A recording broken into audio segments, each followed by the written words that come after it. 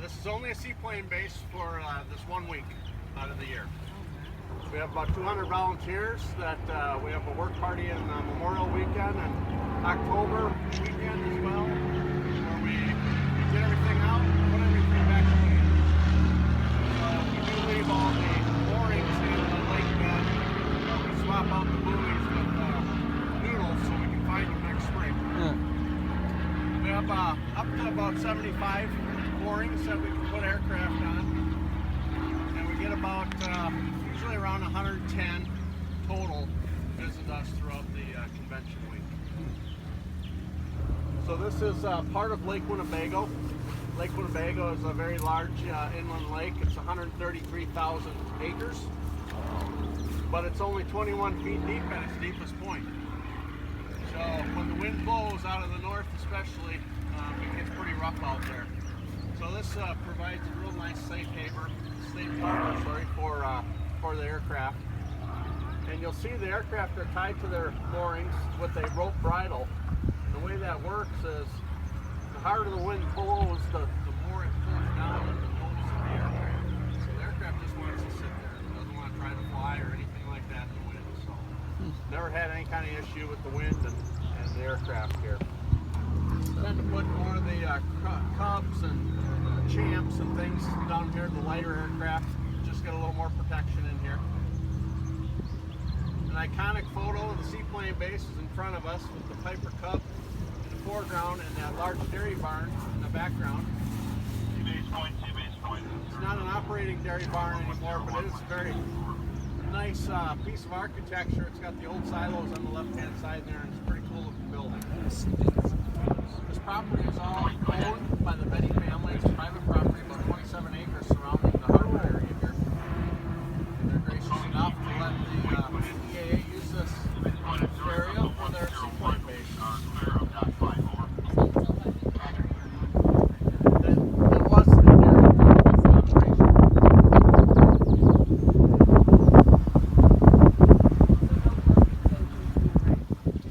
No parking lot. No parking closures due to rain? Oh, yeah. Yeah, we didn't have any problems with that here. Water's a good thing here. As far as like the campground goes, you have to either fly in here with your seaplane or volunteer at the seaplane base to be able to camp there because it's limited in size. So this is the crown jewel of Oshkosh. It's always cool around here. We got a lot of shade trees and usually a nice breeze on the lake. So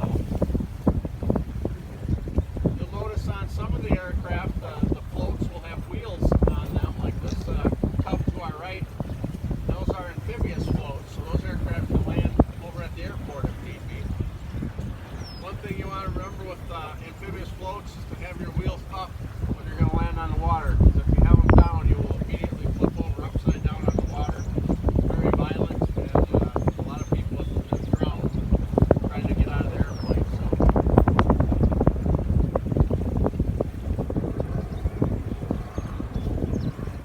Piper Cub on J3 Cub on straight floats was actually faster than it was on its wheels. So it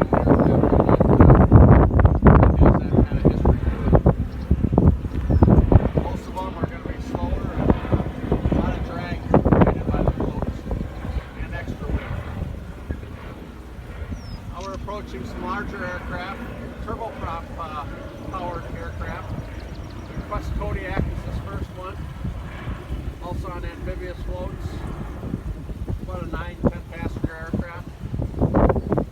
And then the Cessna Caravan in the same class.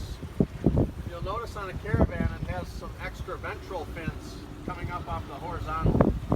You'll see that on float equipped aircraft because the floats create a lot of yaw. The aircraft will yaw back and forth, left and right. So that helps some longitudinal stability, helps it track straighter while it's flying.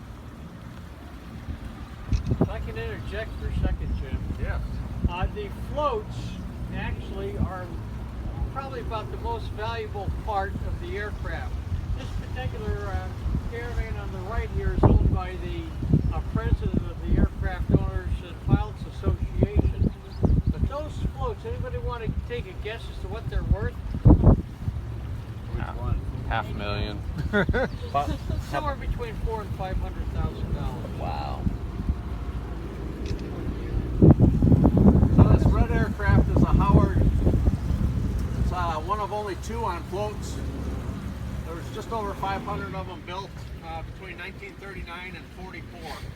So that's approximately an 80-year-old aircraft.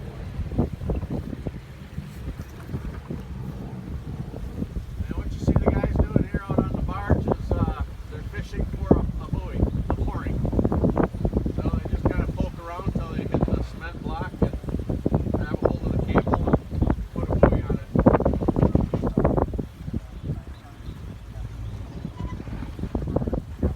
So much like the aircraft, made of different materials. You've got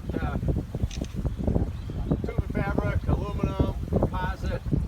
Floats are the same way. You'll have aluminum floats, composite floats. They even make inflatable floats. So you can do an airplane clothes like that? I didn't know that. Yeah.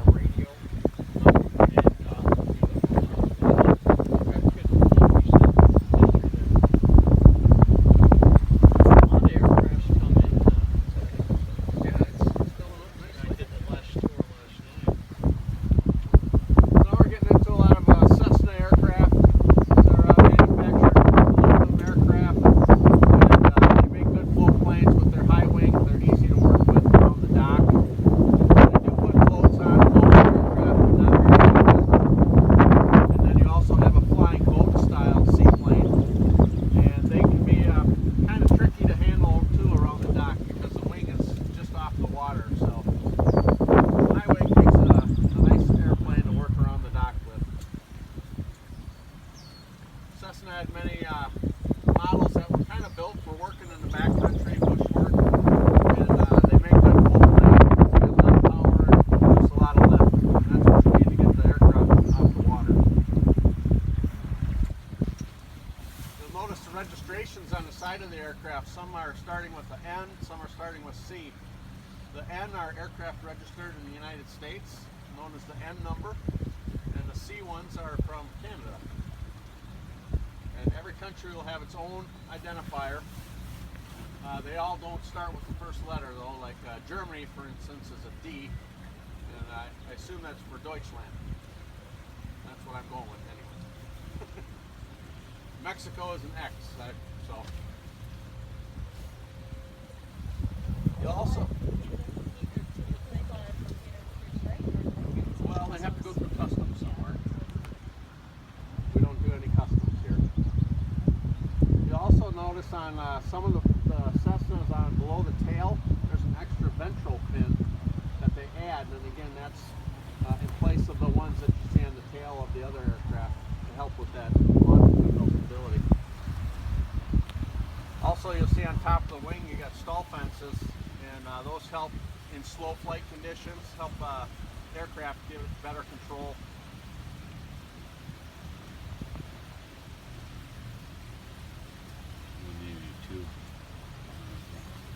Yeah.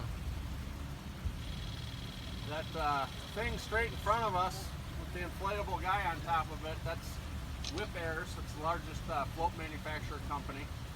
That's their emblem. They got him on a pair of their floats, and you can see his whip in his hand. I thought he was fishing at first. Yeah, that's the most people picture. And then just beyond him is the point. That's where our point controller sits. You can see our frequency there for the aircraft coming in and out of the harbor.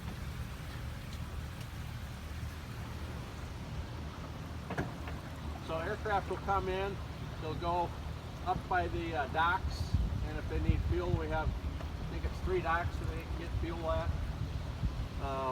Unload their stuff. The kids will take their stuff out to their campsite for them. And then we got little red and yellow fishing boats, and they hook up to the aircraft and they take the aircraft out to the mooring here. And then just reverse the process when the folks are ready to go home. So it's kind of like valet parking. Oh, there's a lake over there now.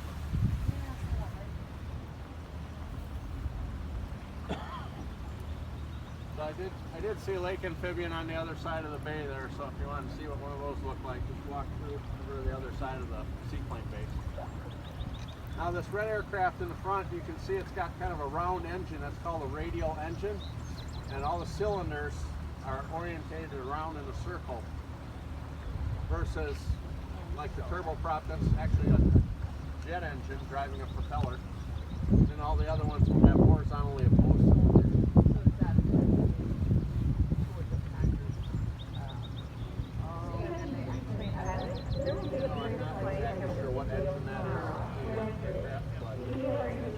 All the oil will sit down at the bottom, so you have to pull the propeller through several times to circulate the oil into all the cylinders before you start it.